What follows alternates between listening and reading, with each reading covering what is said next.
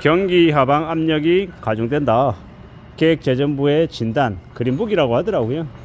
이 경제 상황이 어떠한지에 대해서 이제 분석하고 이렇게 발간하는 이제 자료들인데, 경기 하방 압력이 심해진다라고 말하는 건 자체적으로 그네들이 봤을 때 한국의 경제가 매우 어려워진다라고 이제 실토한 것과 다를 바 없다라는 사실입니다. 결국 이제 보통 사람들, 서민들은 이미 피부로 느끼고 있는 것이고, 그 관료들이 이제 그걸 이제 수치화, 자료화해서 이제 내놓는 정도다라고 저는 좀 보여집니다. 워낙 지금은 안 좋다, 어렵다라는 이야기를 너무 많이 하니까 그냥 사람들 머릿속에 그냥 내리에 박혀서 그냥 이제 그런 말 자체도 그다지 이렇게 설득력 있거나 아니면 귀에 쏙 들어오지 않고 그냥 이미 어려운데 뭘 또 새삼스럽게 그러나 뭐 이렇게 그냥 자포자기하는 느낌들이 좀 더 많은 것 같습니다. 직장 다니는 사람들보다 자영업하거나 사업하는 사람들이 그러한 것들을 더 피부로 직접적으로 느끼나 봅니다. 많이 어렵다라고 이야기하니까요.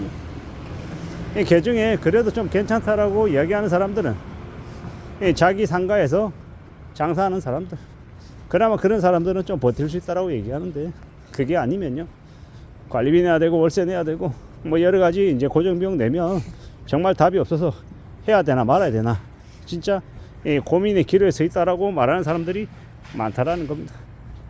참 우리가 살아가는 이 세상이, 이 현실이 너무도 어려운데 앞으로는 그 어려움이 더 깊어지기 때문에 어떻게든 현재 상황에서 생존할 수 있는 모드로 최대한 전환할 필요가 있겠다라는 생각이 듭니다.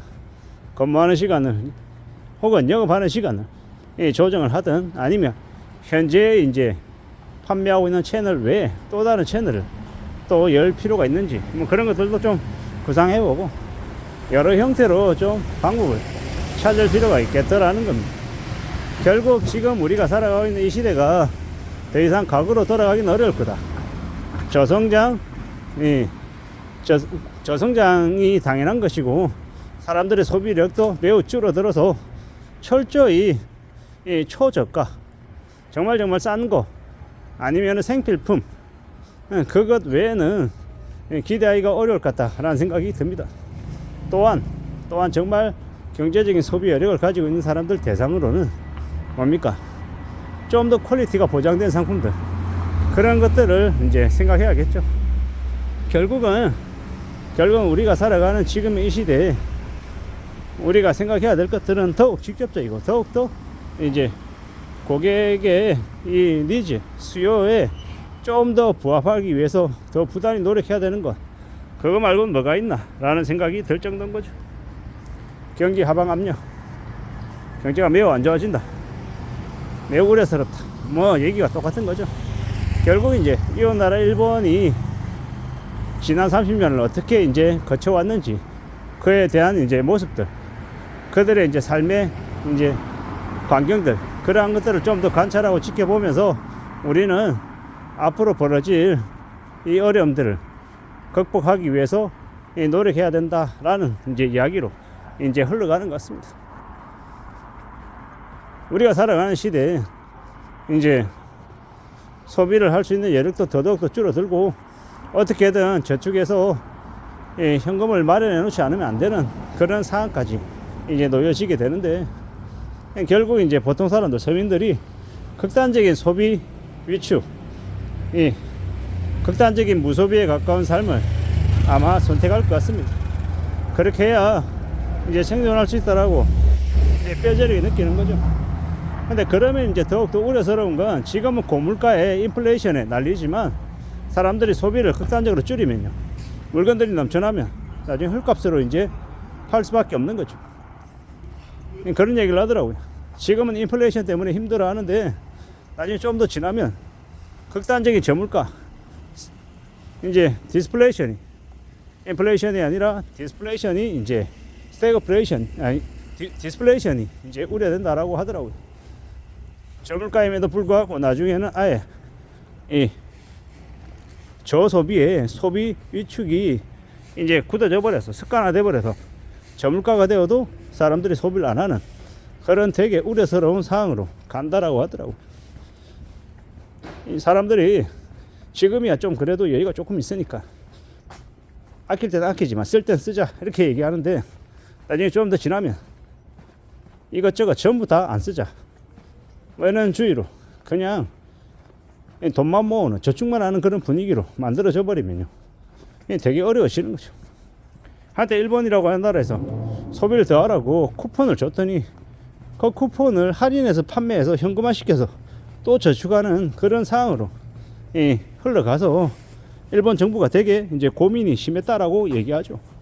왜겠습니까?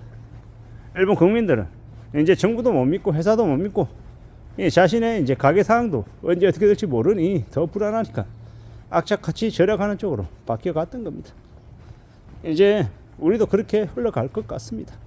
지금이야 고물가에 사람들이 지갑을 닫지만 나중에는 소비가 위축이 돼서 내수가 이제 침체가 돼서 정말 저가에 정말 가성비 좋은 상품들이 나와도 그 상품들을 구매하지 않는 절대적인 소비 위축으로 흘러갈 것 같다라는 겁니다. 그렇게 되면 이제 내수는 이제 더 안 좋아지는 거고, 이 나라나 아니면 상권들은 이 내부 내수 국민들을 위해서 국민들이 소비를 진작시키는 게 아니라 해외 관광객들이 베트남이나 인도네시아나 필리핀 같은 저 이제 아시아에 있는 다른 나라 관광객들이 와서 소비를 메워주는 그런 모습으로 변해갈 거라고 합니다.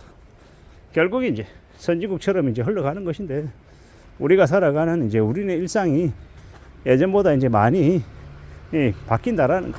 그리고 이제 소비가 그렇게 줄어들고 내수가 침체되면요, 정부는 재정이 안 좋으니까 뭐 교통범칙금 아니면 뭐 세금 이제 뭘 더 부과하는 쪽으로 주민세도 올리고 지하철 요금, 버스 요금, 공공요금 올리고 여러 가지 세금들만 이제 무진장 올리겠죠. 그렇게 해서 아마 부족한 세수를 확보하고 지방 공무원도 월급을 주고 하지 않겠냐라는 겁니다. 이제 앞으로 한 5년가량은 부동산 거래도 대폭 줄어서 취득세, 등록세, 양도소득세도 아마 세수 확보에 되게 어려울 것 같습니다. 뭐 이런 상황들이 계속되면요, 사람들이 더더욱더 돈 안 쓰고 더 이제 악순환이 펼쳐질 거다라고 봐야죠. 실업자 사태도 대폭 늘어날 것이고 양질의 일자리도 줄어드는 것도 두말할 수 없는 사실이 될 것 같다라는 겁니다. 이런 어려운 시대 나는 어떻게 살아야 될까라는 고민이 안 될 수 없다라는 것. 아무쪼록 저나 여러분들에게 우리의 삶에 조금이라도 안전히 깃들기를 바랄 뿐입니다. 이상입니다.